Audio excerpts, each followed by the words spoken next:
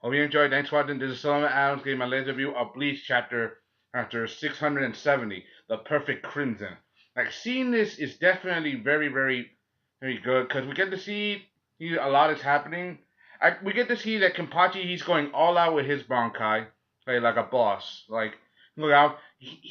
And he does it in such a way, like, even though this was a little bit fast right now, it's very fast, but it's also very stoic. Like it's trying to prove a point.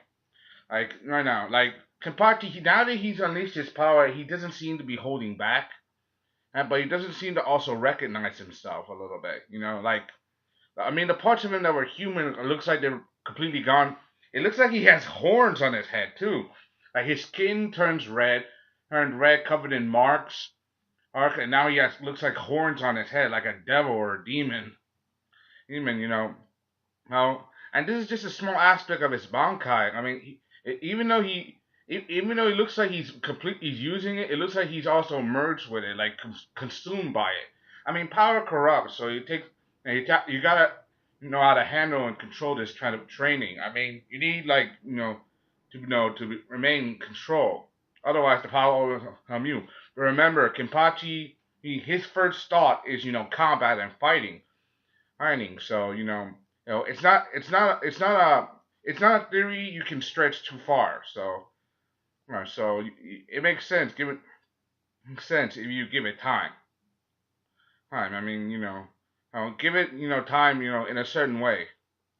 All right, seeing this, I mean, we know that Kenpachi is strong. Some people have called him, some other reviewers have called him a war potential because he's literally so powerful. He has the potential to destroy one territory if he fully masters his power, which he doesn't apparently. And I did like this chapter, even though it was very fast, and I wish we got a little more out of it. I mean, he split Grinnell in half. I mean, he split him in half down the middle to the point where he's in two pieces, and you get in the middle it was his Sternritter mark.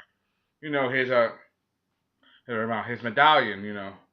It's pretty intense seeing the way he is. Even though he's split in half, Grinnell keeps coming back more and more.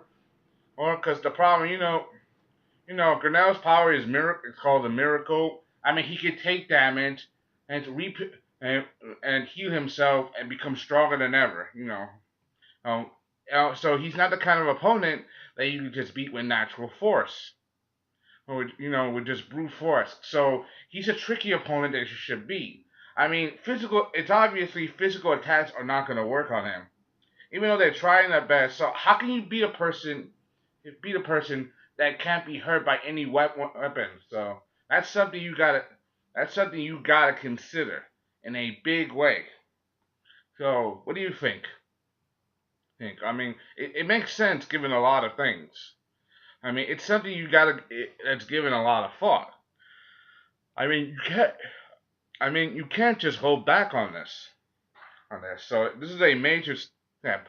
One of the things I gotta note is that even though Kenpachi is using his power and it's not holding back, all the others they're steering clear. They can see that Kenpachi has changed, and they're trying to make sure to steer clear of him in his beast form, and in that feral state.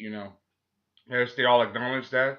But I also got to note that it's also taking a tremendous toll on him. I can see that his arm is literally ripping apart at the seams, because of the immense power. And Yachiru says it himself, that I may have unleashed too much power for you to handle because your body's not strong enough. But remember, he just awakened Shika. He just got his Shikai no Shirashi, and his Bankai. He doesn't he doesn't know how it works, and he doesn't even know its name. So and we all get the hint, and I know you're all thinking it, and I should say it here right now verbatim so people can get it. We all know and it's the truth. Yachiru is Yoshirashi. She is the true nature of Kenpachi Sanpakuto, and that he's been kept in the loop and she's been a part of him this whole time because of that. And that, I mean, I mean, think about it. He grew up his whole life as a warrior, without any feelings thus for battle, and he only had one companion, and that was his Sanpakuto. Oh, and I know Yachido has his own powers, but it doesn't make any sense. I mean, she was just a child when they met, and it's obviously true that Yachido is. Yeah, I mean, think about it. She disappeared for a long time when he first awakened his Shikai and was never seen again, and then she appeared now when he needs him the most. So it makes sense that she's his Sanpakuto's true form.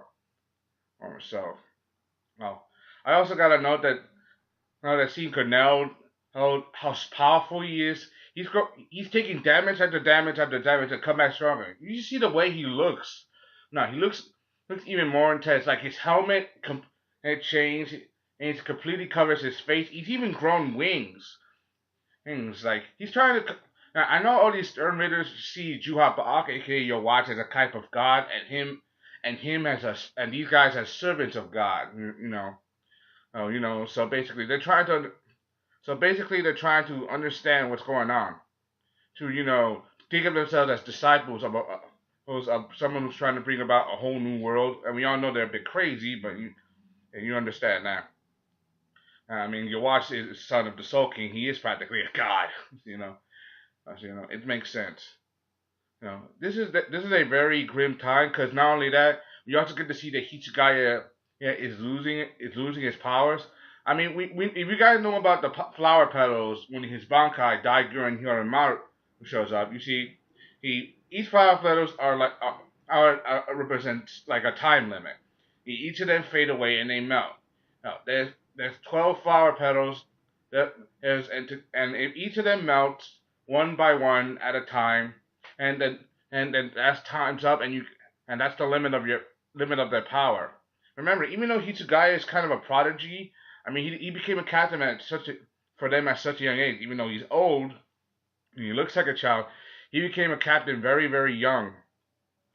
And I remember this what Captain Kyoraku told me. Even though he's a prodigy, his strength will surpass me in a century.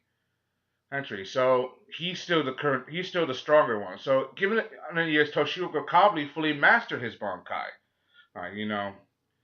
But right now this is a grim time because he's overdoing it and it's hurting him.